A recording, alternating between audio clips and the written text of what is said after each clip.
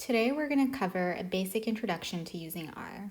I want to emphasize that this video is really meant as a way to get started with R.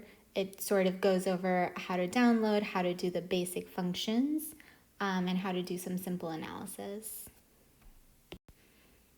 So as I said, we'll be covering the basics of R, just how to get started and what to download. We'll be talking about some very commonly used packages and then going over examples of simple ways to analyze data and simple ways to apply this to bioinformatics. And finally, we'll talk about resources you can use if you want to move beyond this or to find help on some of the things that we talked about within this video. So let's start with just a basic introduction to R. So first, why even use R? So R is a highly versatile tool. There are many packages built for R, and each of those packages allows for extension of the basic functionality. That means we can use R for things like bioinformatics. There are many packages built specifically for that. We can use it for special image analyses. We can use it to do some fancy data wrangling, and much more. There's really no limit to the number of things you can use it for. It is the #1 data science tool, so it's the most commonly used tool for analyzing large data sets, and it is also free and open source, which makes it very accessible. And finally, it allows for a much faster analysis than using other methods might, with a lot more customization options. So it's a very useful skill to learn if you imagine that you'll be analyzing any sort of large data set in the future. So let's talk about how you actually download. So when you want to download R, you must download both R and RStudio. And you can Google both of these things and download them fairly easily. They're free and open source and relatively easy to get. Once you have both downloaded, RStudio is the program that you're going to want to open to use to write code in. So this window here is what RStudio looks like. The top part of it right here is where you will write your code. And so if you look at the top corner, you will see a little green plus, and you really want to click on that plus and then say new R script or new R notebook. And that is where you will write everything. So this box here is an R script box. And if you write your code in this box, it allows you to save it so you can keep running it over and over again or making any changes that you need to make. In contrast, this is the R console. And you could also write code right here, but then that code does not get saved and it gets interlinked with all of the outputs. So it's not as easy to edit and change and rerun. So you really ideally want to write everything in an R script, which you then save on your computer. So it's easy for you to go back and make as many changes as you want to. This space here will show you what variables are in your workspace. So it'll show you any data sets you have and then any variables that you have defined in your code. And finally, this box here will show you the packages you have loaded, any files that you have loaded, and will output your plots. So one of the first things you want to do when you open up RStudio is set up this script. So this, remember, you want to open a new script and you want to save it. And as soon as you've done that, the second thing you want to do is make sure you set the working directory. So the way to set the working directory the first time, if you don't know how to write it in code, is you go to Session in your menu, and then you hit Set Working Directory and choose Directory. And this will open up a file browser where you can choose the folder where your data set is. So this is important to do because you need to tell R where on the computer to look for any files that you ask it to load. So let's say that on your computer, you have a folder, and this folder is named data sets. And these are the data sets that you're going to be using for your analysis. Then you want to make sure that you set the working directory to this folder so that then you can just type in the name of the data set when you want to import it, and R will know where to look in order to go grab that data set. So it makes it much easier to point it to specific paths of interest or specific file locations. So once you've done that, once you've done this choose directory and hit the folder of interest, R will print out in the console down here, it will print out a line of code that looks like set WD parentheses it'll put your file path here, and then it will close. This is the line of code you want. This will set your working directory every single time to the right place. So it's a good idea, even if you use this menu the first time to get the working directory, all future times you should use this line of code. And so you should take this line of code and put it into your script up here, right at the top, so that now anytime you open that script and you run it, it will set the working directory to the correct place, and then R will know where to look for all the data that you reference later in that file. So now that we have R downloaded, we have our script open, and we have our working directory set up, we're really ready to start coding. So the simplest code is to just write in a calculation. So for example, you might write into your script 2 plus 3 and say run, and R will know to add those and give you the answer 5. You could also say, for example, print, and so this will print out whatever you put into it to tell it to print. You could set variables, so you can say this is a variable name and I want to set it equal to this string, and so that will set that variable equal to that string. So now if I typed name into R, it would know to tell me that name is equal to Shivani. You could also set age in the same way, and so you can set variables equal to anything. It could be a string, it could be a number, it could be another data set, it can be really anything you want, and it's a good idea to name them very logically so you know what the variables reference to. When you're setting variables equal to things, keep in mind that you can use either this operator, which is what we used right here. You can also just use the equals operator, which will also set that variable equal to whatever you've set it to. And then finally, this is the syntax for a comment. So when you want to write a comment in your code, you're going to put a little hash, and then you can write whatever comment you want to write over there. And comments are really important because they're a good way to write in what the code is supposed to be doing. So imagine if someone else was looking at your code, or you came back and looked at your code after a few months, you might not remember exactly what every single piece of code was supposed to be doing. So it's a good idea around every single major chunk of code to write a comment that really explains what that code is supposed to be doing. You can also use commenting to ignore certain lines. So for example, let's say I have a line that says print result, and I decide that I don't really need the code to print out the result every single time, but maybe there will be a time when I actually do want to see that result, so I don't want to just delete this line of code. In that case, you can put a hash in front of it, and now it's a comment, and R will not run that code anymore. But let's say that I did want to see the result at some point, I could just remove this hash, and then this would run again.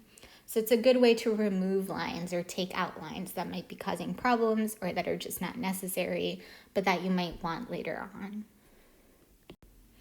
Okay, so now that we have a basic understanding of how to set up the basic syntax, let's talk about the different data types in R.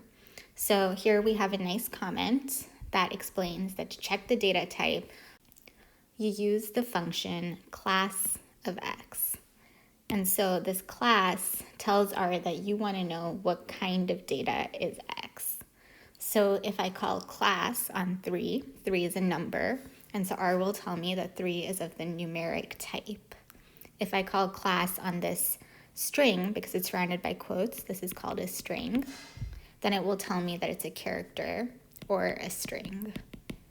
And if I call it on true, it will tell me that R recognizes this as a logical. So true or false are logicals.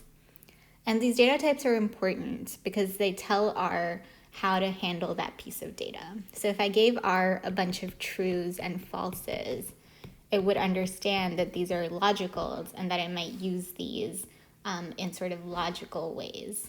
But if I gave R a bunch of numbers, it would know that these are things that I can add up or that I can subtract or perform math operations on, whereas these might not be things that you would perform math operations on. So it kind of tells R how to handle that variable or how to handle that type of data when it has the correct type attached to it. And the data types are usually placed into data structures.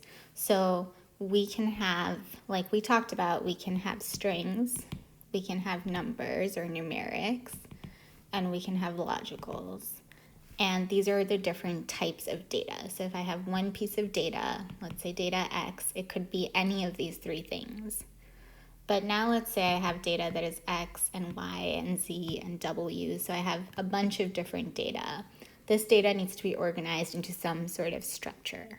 So a simple structure is a vector. And this is a one-dimensional structure where every single element in that structure has the same type. So it can be a one-dimensional vector of numbers, like this one is, where it's all numbers, or it can be a one-dimensional vector of characters or logicals, but you will never see a vector where you have a number and then a letter and then a logical. This is not a vector. They all have to be the same thing. And the way you make a vector is like this. So the notation is to put a C and parentheses and then put the elements inside, separated by commas. And then you can set this equal to any variable name you would like. So here we set it equal to vector. We can set it equal to D, or really anything we want to name it. A matrix is like a vector, except that it is a 2D structure, but it still has to have elements that are all the same type. A data frame is probably the most important structure you're going to learn about, and the one you will see most often. This is essentially a data table, like similar to an Excel table or any data table you might have seen. And it allows you to do operations on your data. So it allows you to do things like remove certain columns or remove certain rows and so on and so forth. So it's a very, very useful structure. And since R is a data analysis tool, it is the most common structure that you will see. And in this structure, it's a 2D structure, and every column can be a different type. So within one column, all the things have to be the same type. So these are all numbers, and these are all logicals. But across columns, you can have different types of data. So you can have one column that is numbers, one that is strings, one that is logicals, and so on.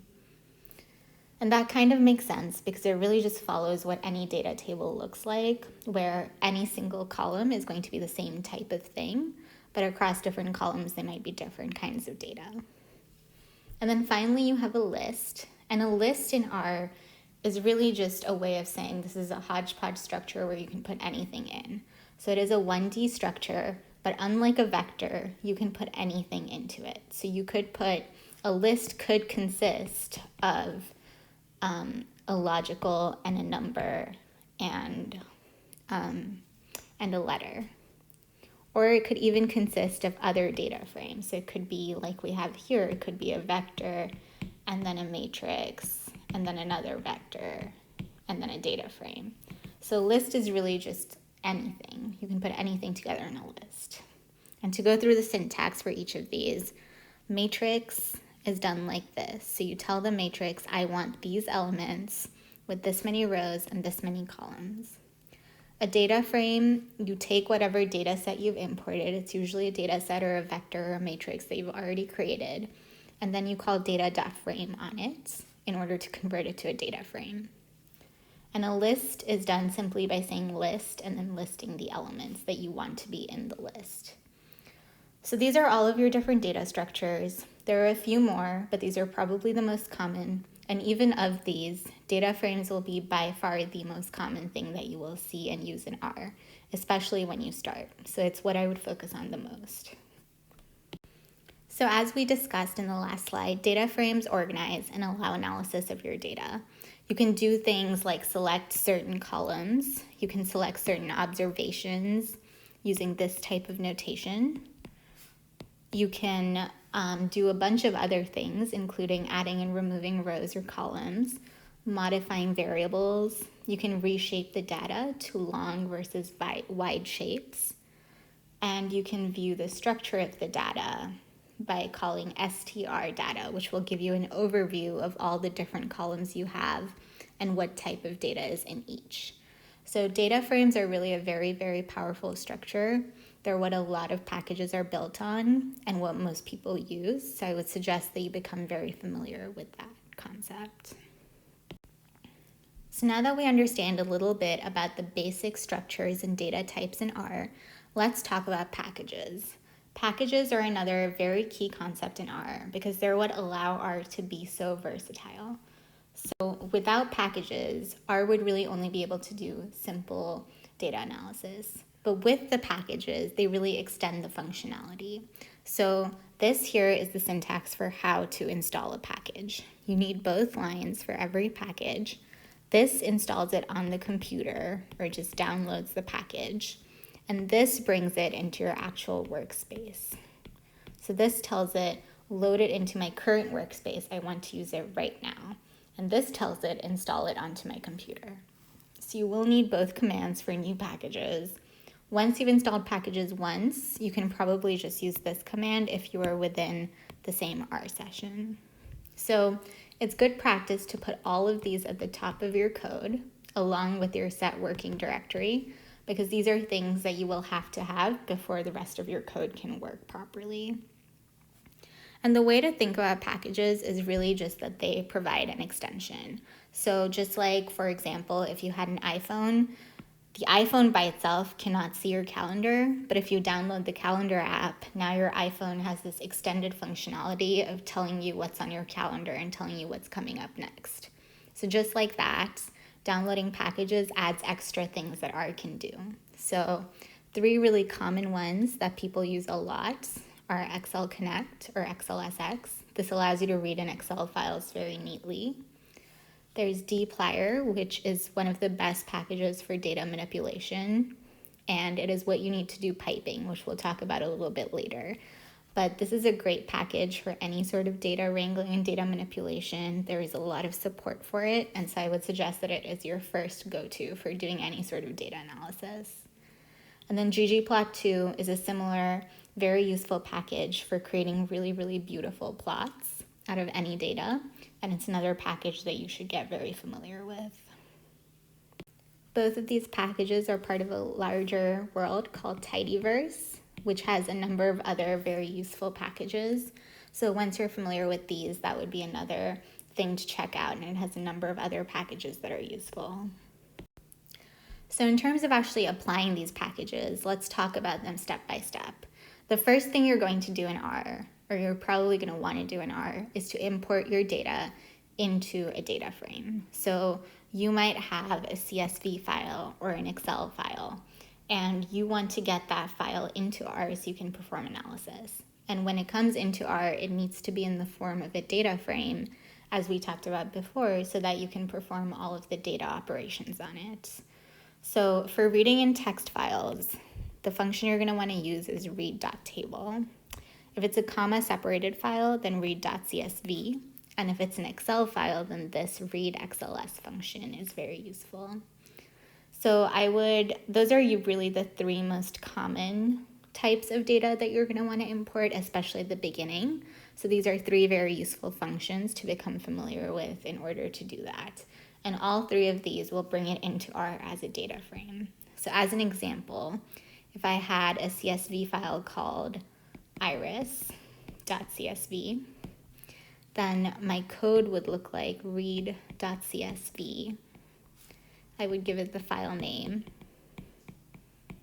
and I might tell it, for example, that my file has headers. So I might say header equals true. But you could even just do read.csv with the file name, and read.csv has everything else set to default so that it knows how to handle a comma-separated file, and it should bring in your file correctly. The only other thing you need to add to this line of code is to tell R where to save that file.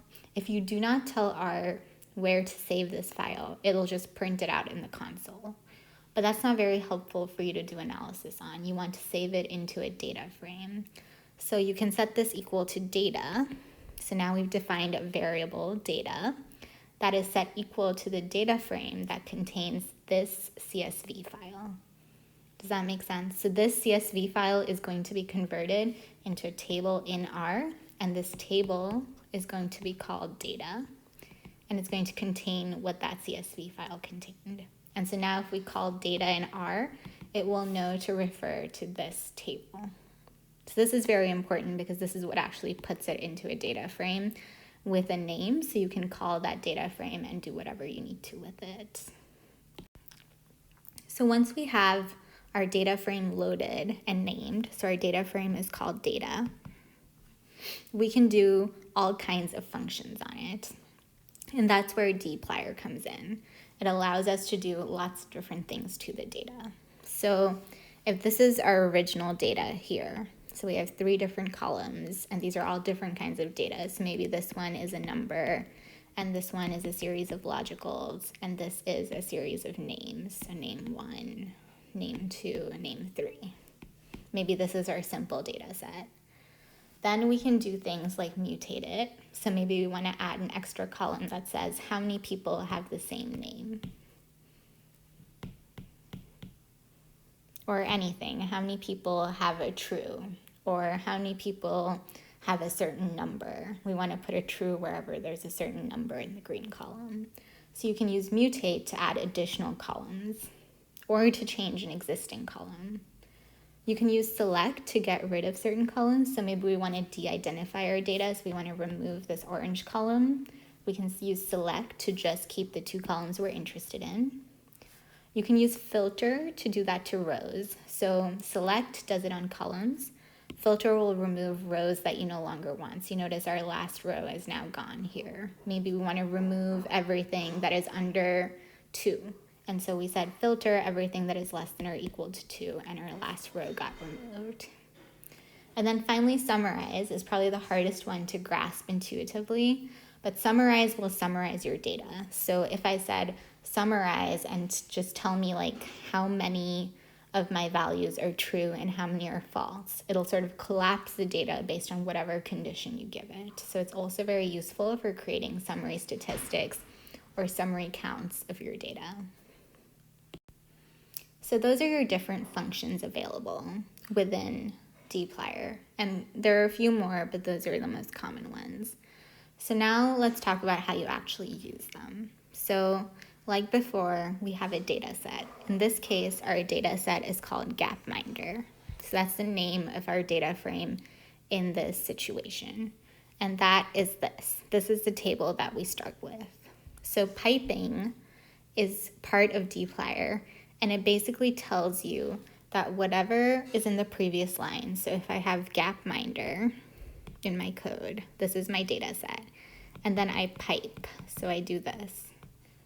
Then I'm saying that take whatever I just wrote, so this data set, and pass it to the next function. So I'm saying my next function is group by. So then I'm basically saying take Gapminder and group it by variable A. And that will create these groups. So you can see now we have 3 different data sets, and each of them is grouped. So it sort of collapsed and said, okay, I'm gonna like only look at A equals 3, and then only look at A equals 2, and then only look at A equals 1. So I've grouped my data set. And then I'm telling it, create a summary. So I'm piping again. So when I pipe, it's saying take these group data sets and then do the next thing. So piping is a really convenient way to pass on whatever you just did to the next function without having to save it as a new variable. So it just takes whatever you just did and gives it to the next thing. So now I'm passing on my group by variables, right? So they're all grouped like this. And I'm saying, give me the mean. So I'm saying, give me the mean, and the mean I want is the mean of B. So I'm saying, make a new column that is called mean of B, and in it, put the mean of variable B. And so this will create for every single group, so we have A is 1, A is 2, and A is 3 different groups. It's gonna give me the mean of B. So summarize will give you exactly what you ask it for. If I had asked here also for it to do, I could have put a comma here and then also added mean of C equals mean C. And had I done that, I would have gotten another column right here that was mean of C. So you can add as many things as you want. You could add sums, you can add standard deviations. It can be really anything that you want. And summarize will give you whatever table it is that you need that is a summary of the original data. The important things to keep in mind here are that when you pipe, you are passing whatever you just created, and that you must keep track of what you're actually doing. It's very easy to fall into the trap of copying someone else's code or following a tutorial, but you have to keep in mind how you're changing your own data frame in each step. And so really think about what you're doing, because it's very easy to get confused about what you've done to the data when you're piping it forward and you can't actually see it. So you really want to think about, like, what did I just do in my group by statement, or what did I just filter out, or what did I just select, because that will determine what you can do to the data frame moving forward. So because piping is hard, I just want to go through it one more time. So this time, let's take a process that we have thought about and think about the code. So this time our data set is called YDAT. And what we want to do is we first want to filter for certain genes that are involved in this pathway.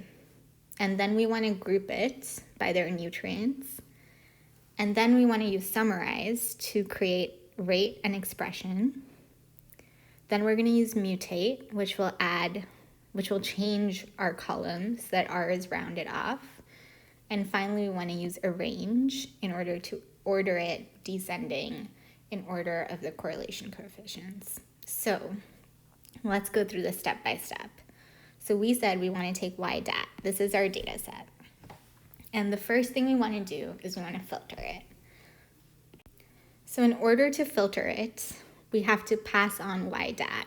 And the way we pass it on is, remember, with this piping. This says take YDAT and pass it to the next thing. So now it said take YDAT, pass it to the next thing, and the next thing is filter. And filter based on this. So this says keep only the rows where this pathway is active, or where this pathway is listed. So that makes it so that we filtered only for those rows where this pathway is present. So whatever our original data set was, if this was our original YDAT, we've cut out all the rows where that pathway wasn't active, and now we just have this tinier data set. So you want to keep that in mind, because then moving forward, that will impact what you can do. But you can't see it because you're piping and you haven't saved it. You're not going to output it anywhere. So you just have to keep it in mind that I have cut out a lot of my observations, and I only have the observations where this pathway is present. So now let's say that you want to group by nutrients. Okay, so you have a bunch of nutrient values here and you want to group them. And so you're going to say pass on this filtered data set that I just made to this next thing and group them.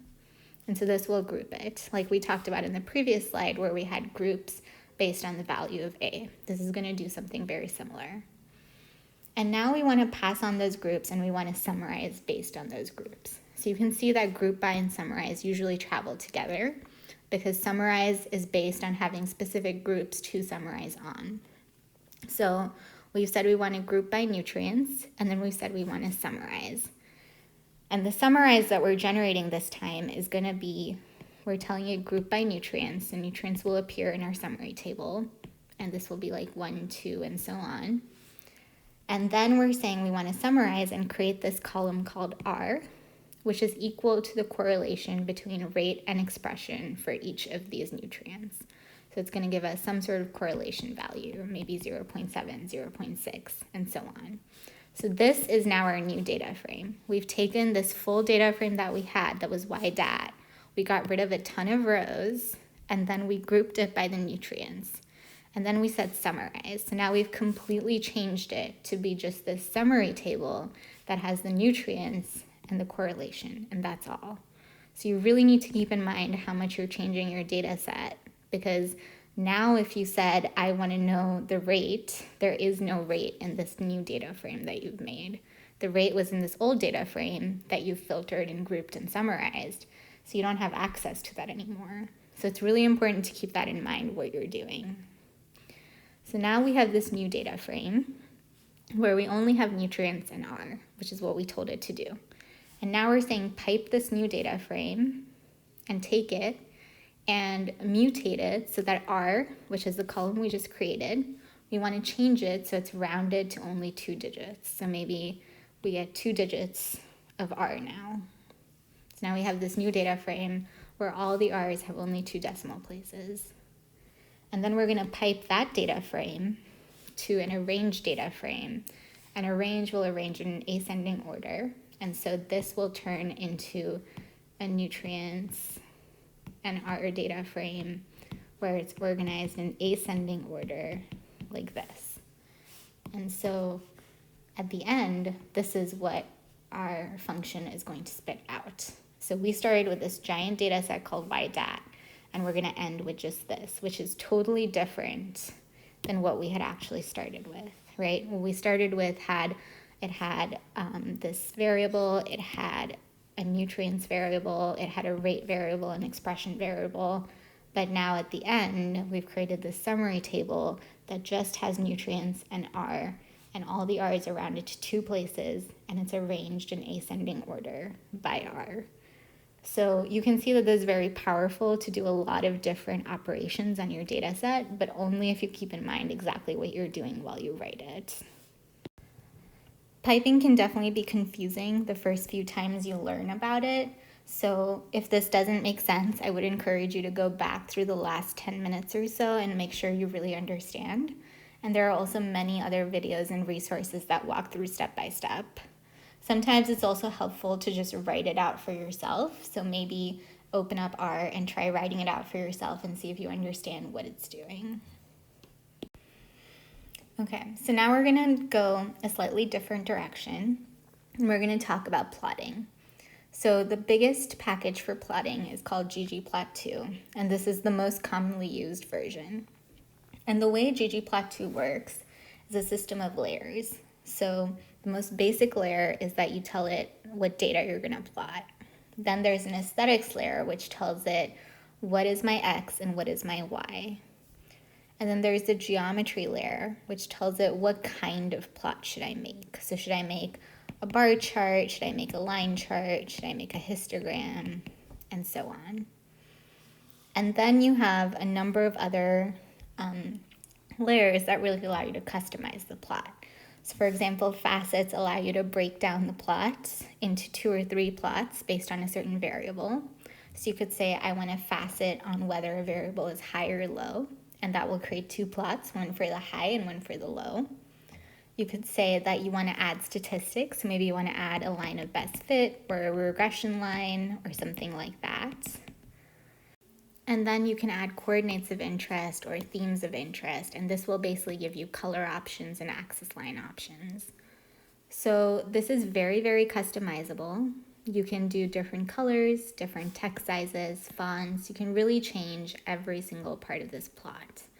But most of it has some defaults built in, so it just makes it a little easier to use. So the parts that you must specify that don't have a default built in are the data that you need to use, the aesthetics, so what your X and Y should be, and the geometry. What kind of plot do you want? Do you want a line plot, a bar plot, whatever kind of plot that you want ggplot to make?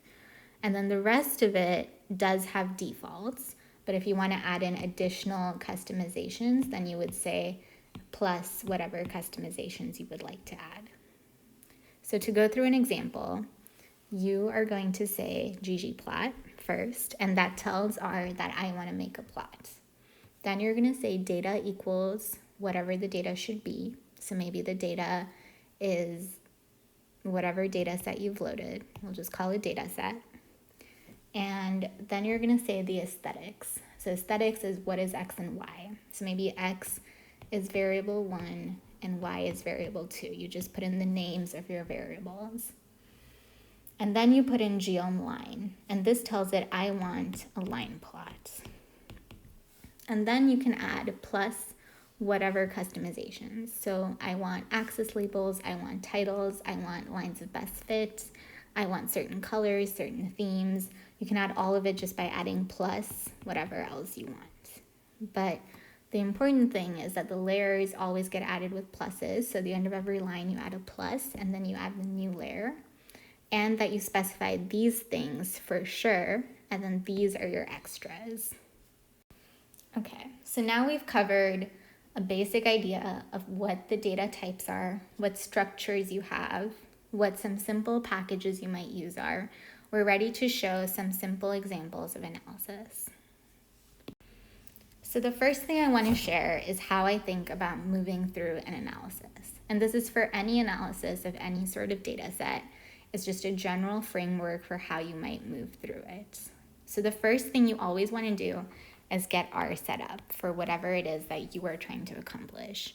So you want to load in your packages and libraries that you will need for this project, and you want to set the working directory to wherever your project files are located. The next thing you need to do is get your data set in and get it into the correct shape for what you want to do. So you import the data, you look at the structure, take a look at what variables you have, how much missing data there is, what types of data you have, and then based on what you see, you need to clean it up as necessary. So that might mean combining certain variables, it might mean removing certain variables, it might mean changing the types of certain variables, or making other rows that have other calculations in them. But you really need to get this data in a nice clean shape and ready for any sort of analysis. After that, you're going to actually perform your analysis. So this is where you say that I want to know X question from the data, and you do whatever you need to answer that question. It might be mutating it to make new columns. It might be generating summary tables of the data. It might be grouping the data. Whatever it is, this is your place to do it. I find that a really, really good place to start, if I'm not sure what questions to ask, is to generate the summary stats. And so you can do that by calling summary on the data. And this will tell it that I want to know the basic stats, so mean, median, etc., for every single variable in my data. So it's a really good place to see if there are any basic trends that might be good to look for. Then, based on whatever analysis you do, you create some nice visualizations. And so usually this uses dplyr, and this uses ggplot2. And things you might want to look at are distributions of a single variable, relationships between variables, or maybe you want to make special plots like heat maps or other bioinformatic plots. And then finally, you're going to export anything that you generated and any figures you generated. So this is a really good general framework for how to get through an analysis, but of course, every single piece will have its own challenges and will change based on every single project you do. So just some good rules of thumb that I found useful. The first one is to make sure that your code contains everything that you want to do. So you should never have a piece of your code that depends on you going and clicking something. An example of this is that manually setting the working directory might be okay the first time, but after that you should really have that set WD line in your code, and you should not have anything really that requires you to go click something. You should be able to start your code and have it run start to finish and give you everything that is necessary at the end without you doing anything else. That's a good script, because you want it to be something that someone else could go use or that you could go use without too much trouble, months or years from now. You should also make sure that you keep all the setup and data cleaning at the top of the code to make sure it gets done before any analysis happens.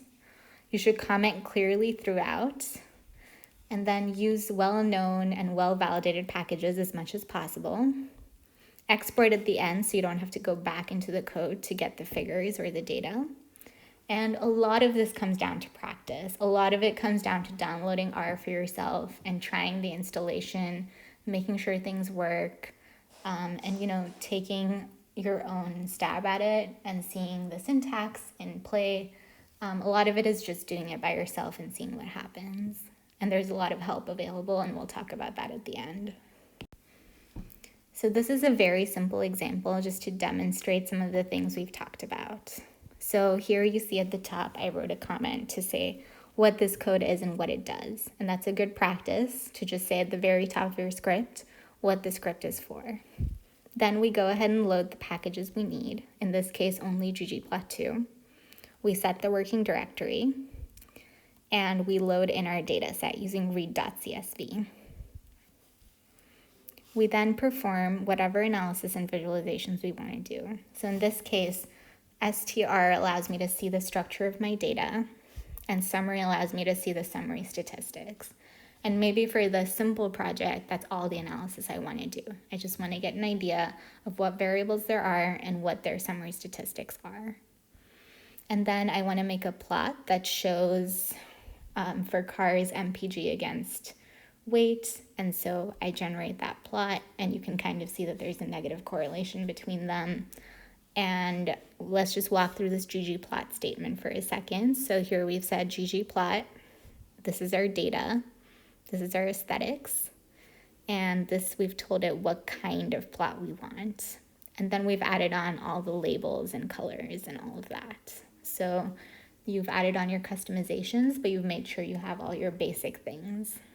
And then finally, you want to make sure that you export, because then I don't have to go back in and pull this data out again. So you might export all the statistics you generated. So up here, I generated the summary statistics. So now I'm saying make those a data frame and write them to a CSV file so I can see them in the future.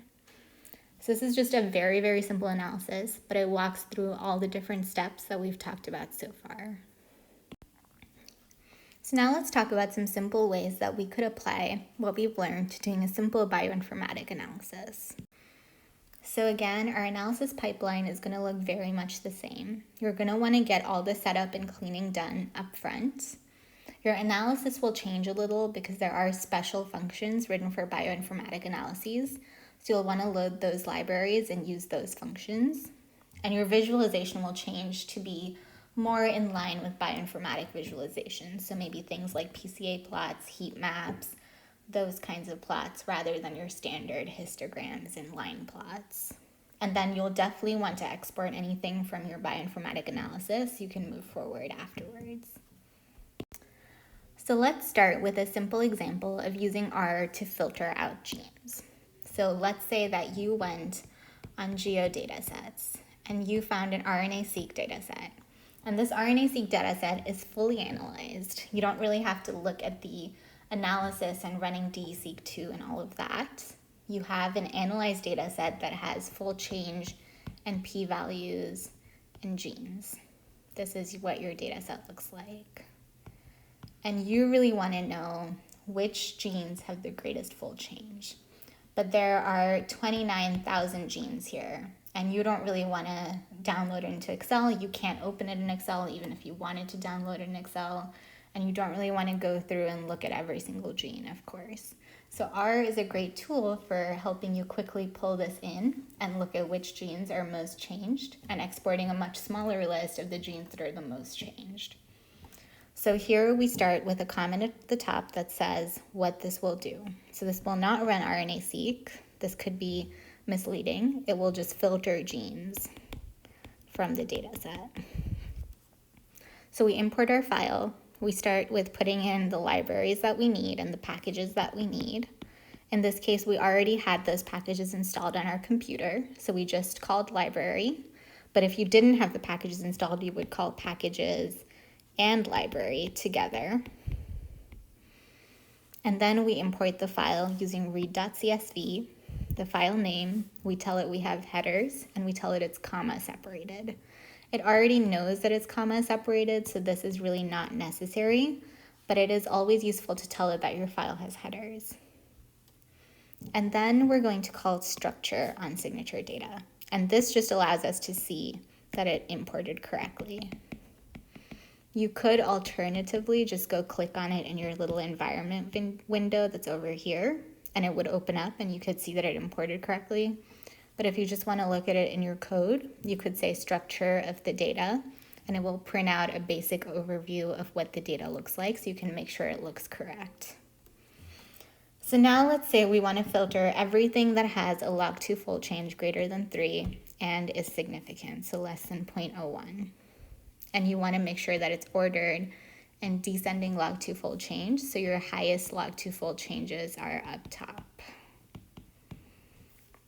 So you would say, I'm going to create a new data frame. So this is my new data frame. I'm saving it to a variable named new. And I'm taking my signature data, which is my original data frame, and I'm piping it. So I'm saying, take signature data and do this on it. So I'm saying filter it for everything that is a log fold change greater than 3 and a p-value less than 0.01. right? And so this will take this giant data frame that I have of 29,000 genes, and it'll cut out most of them, and I'll just end up with about 784 genes. And then I'm saying pipe that 784 gene data frame, take it, and arrange it in descending order. And then I'm saying spit it out, right? Because I stopped piping, that's the end of my statement. So now it's saying mu should be equal to this final data frame that I have here that is arranged in descending order.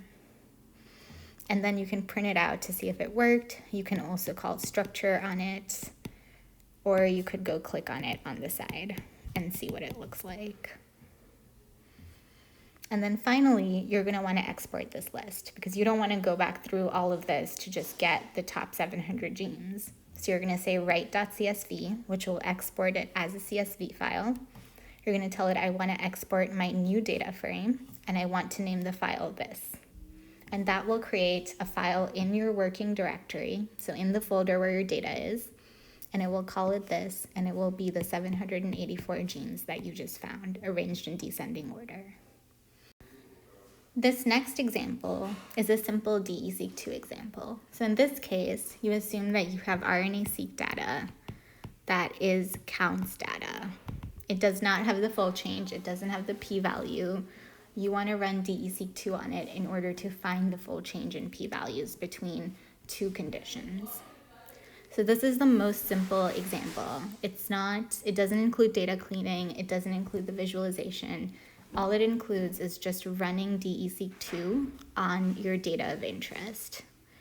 So to start with, we're going to, as always, import our packages. DE-seq2 is a bioinformatics package, and that means that you have to get it from this thing called BioC Manager. So for this, our normal install.packages isn't going to work. This will not work. Instead, we have to do this syntax to install the package.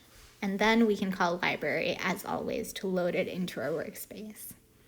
We're going to set the working directory, as always, and then we're going to use this to read in our counts table into R. So we could have done read.csv, or we can do read.table in order to get it into this variable called counts. So now counts contains my data frame that has all of my count data from my RNA-seq experiments. And then you're going to use this line of code. And this is a special line of code that is always going to look like this, that tells it make a DE-seq2 data frame object from the counts that I just imported. And this basically converts it into format that DE-seq2 can then understand and do the analysis on. The important thing here is that you tell it where your counts are, you tell it your directory, and that you tell it the design. So our design for this was a drug condition, drug versus control. But your condition might have been a time series. Perhaps it was day 1 versus day 8. So then you would have said design equals time. Or maybe it was a condition and a time. So you would have said condition plus time. And these names just come from what the variables are called in your count table. So if your variables are called condition, then you would just say condition. If they're called time, you would say time, and so on. But this is very important to specify correctly. Once you've done that, this is again standard code. So this just tells it run DE-seq2 on the object I just created. So I created a DDS object, and now I'm just saying run DE-seq2 on that object and generate the results. And then this results table is going to have the full change in p-values that I need. So I can just say make it a data frame and export it. And now I have the analyzed RNA-seq data. And as we talked about on the last slide, you could take this and then you could further filter it down based on certain conditions or arrange it based on certain conditions and then export that as well. So we've touched on a lot of different aspects of R, and none of these are easy to understand the first time around. So I would definitely encourage you again to open R and try some of this stuff for yourself. But as you try it, you will likely run into problems and you will need some help. And so It's important to know how you can get help for anything that you run into. So luckily, R is very widely used, and there are many different ways to find help. One way is that for any function, if you type $function into the console, it will pull up the help docs. So for example, that could be read.csv. Maybe you're not quite sure how to use it. Or it could be write.csv. Maybe you don't know how to export, or you need some kind of special option. So this is a great way to get help docs on anything and to get examples. If you want more help, all packages and all functions have detailed help pages that will walk through examples. For very popular packages, there are also cheat sheets, and I've linked some of those here, but you can just Google for them. There are many, many answers on the internet. You can Google any problem or thing that you want to do, and you'll find a lot of code examples and answers. My caveat with this is to make sure you understand and to not blindly copy code, because you need to apply it to your particular situation, which means you have to understand what that code is doing.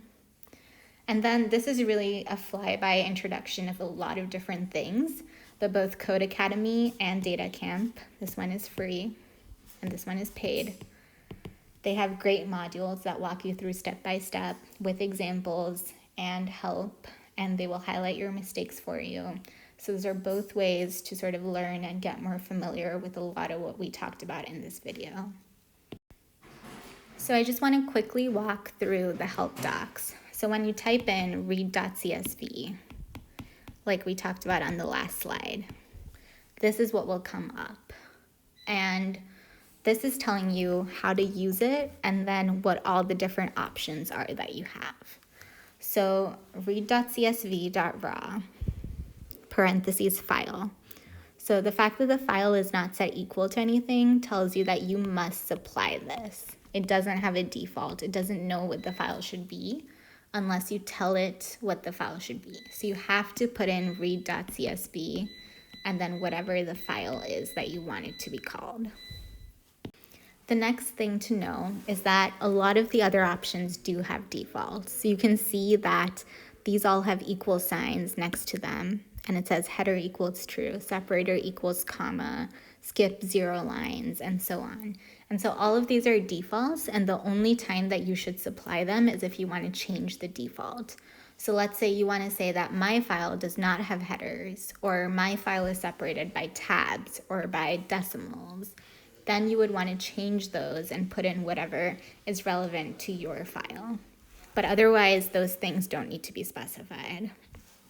And then to know how to specify the arguments or how to change these arguments that are set to defaults, you can always look at the details down here, and those will tell you how to set up the actual arguments. So in this video, we covered a basic intro to R, including the data types. We covered structures.